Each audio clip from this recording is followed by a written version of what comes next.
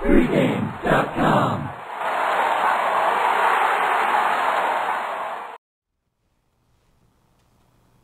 Friday night, ESPNU Butler at Valpraiso.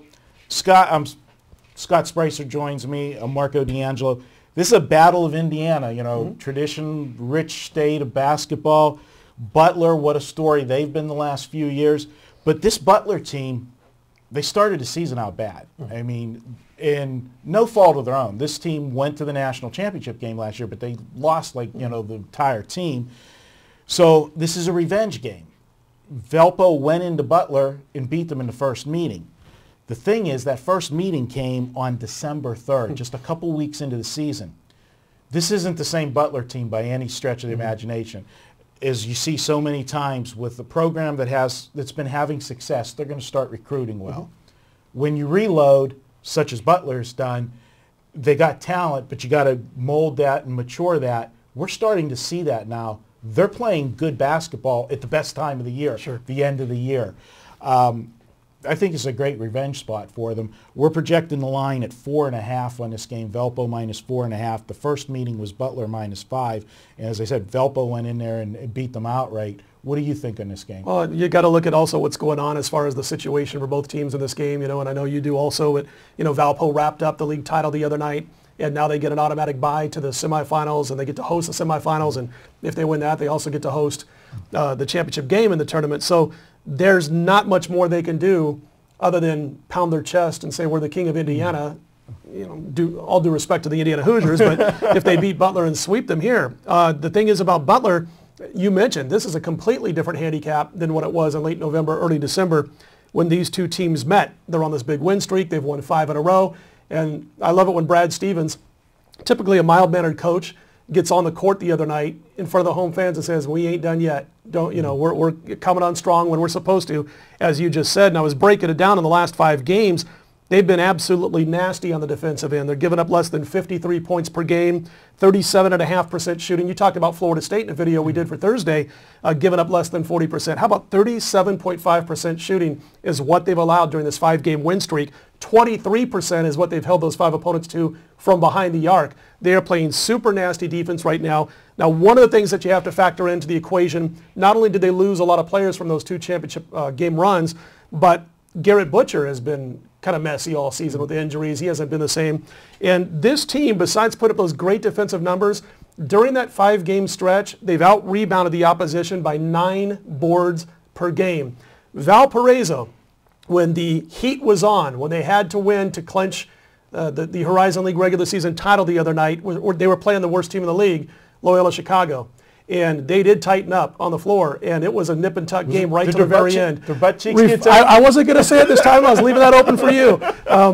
Was that Brian Leonard that said that the other day? But the bottom line is that, you could see this team with the pressure on. The pressure's off, but I still think you've got a Butler team that's going to come in with an awful lot of desire. And their situation is, if they win, they wrap up a bye to the semifinals also. So there is some, incentive for Butler in this basketball game besides revenge.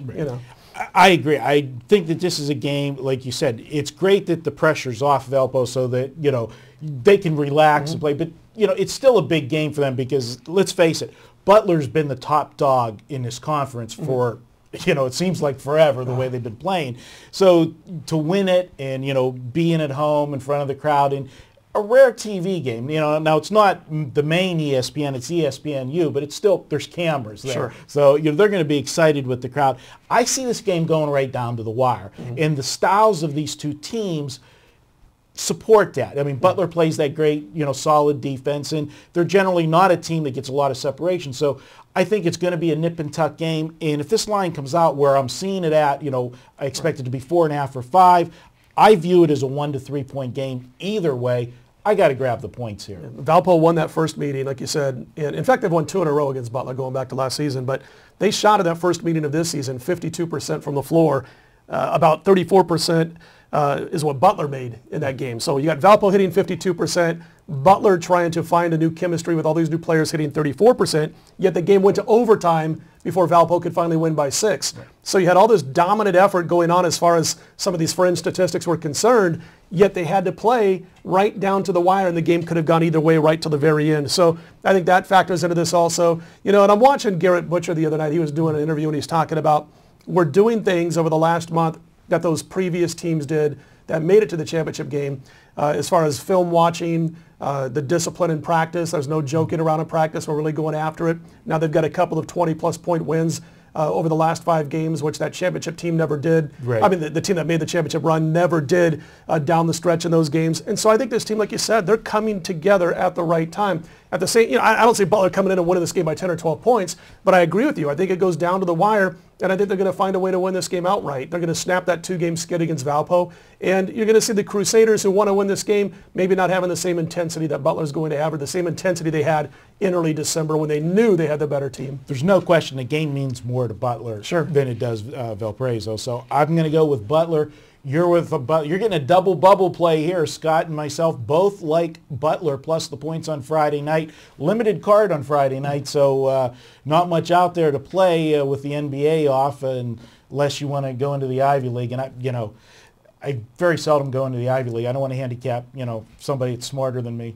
Well, that basically is about 300 teams in my case. So, but, it's funny with the brain chain. I have one rule in the brain chain. Do not bet against Harvard this year. So that's my one rule in the brain chain. Well, that's pretty good. That's a good rule. So he's Scott Spreitzer. I'm Marco D'Angelo. That wraps up the videos for us this week. Still got more videos coming. Stay tuned to pregame.tv. Later in the week, you're going to have Brian Leonard back in the studios, Vegas Runner doing some videos, and we're going to have special guest on Friday. I'm going to do a couple videos with Johnny Detroit is in town. We're going to do a couple on Friday with Johnny, and you never know what you're going to get with Johnny. We could be talking about a game. We could be talking about strip clubs with Johnny. They have those in Vegas? Yeah, I heard that. I haven't run into one of them yet, but my wife watches. Nah, you got me in trouble here. Let's go back to the butt cheeks.